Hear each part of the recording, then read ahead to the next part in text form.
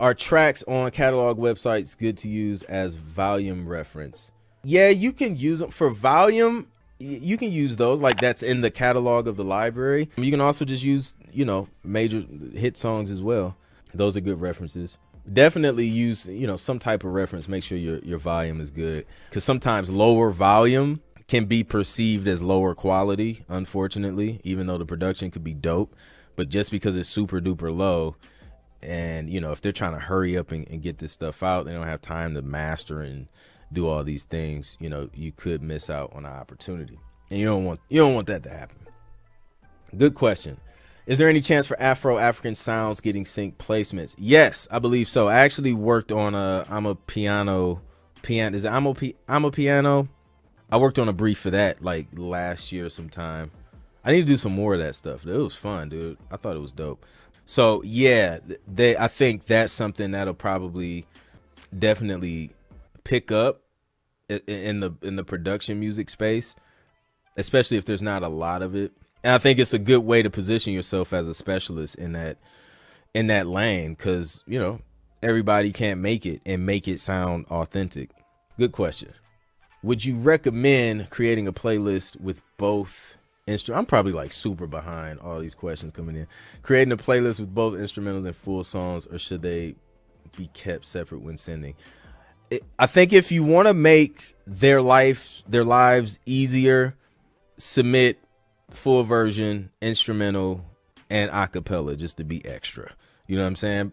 Send them everything. Like, especially if you're using disco, you know, everything is still clean. They can see it.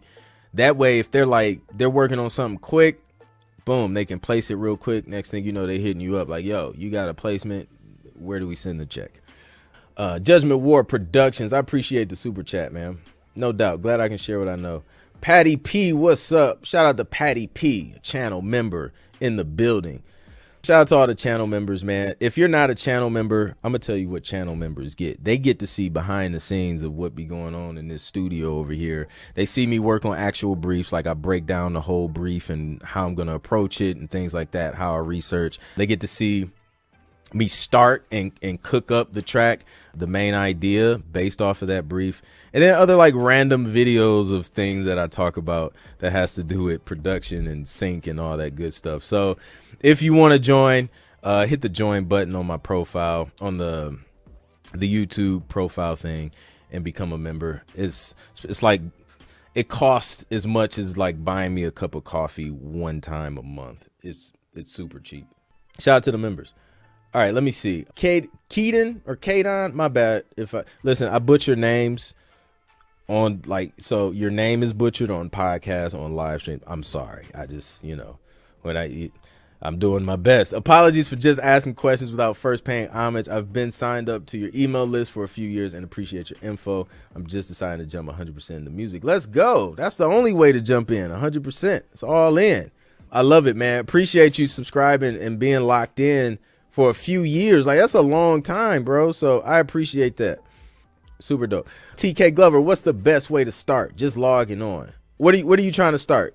I want you to be specific, because I want to answer your specific question. So let me know. I'm gonna try and catch it. What is your podcast setup? That is a list. Honestly, an audio interface. We got Mac Studio, microphone, headphones, into some lights. I got a light right here that's really supposed to be turned. There's a key light right there. There's a light over here, and there's just lighting, random lighting all around. And that's it, man. I'm going through a SSL2 play. Like, it's the studio. My podcast setup is like the studio setup minus the cameras. So I got two Sony cameras. I got a Sony ZV E10 or something like that, or EVZ. It has letters and numbers, and then I have this other Sony A6600. That's kind of like, that's my main cam, but I'm just using this because that's what was available at the moment. So yeah, if you want a list of all the gear I use, hit the link in the description, my link in bio, and go to my Amazon shop. It has everything listed. If it's not listed, let me know and I'll add it on there. Everything from production gear. I got a production gear list. I got a camera gear list. And I have a beard gear list. Yes, beard gear. All right.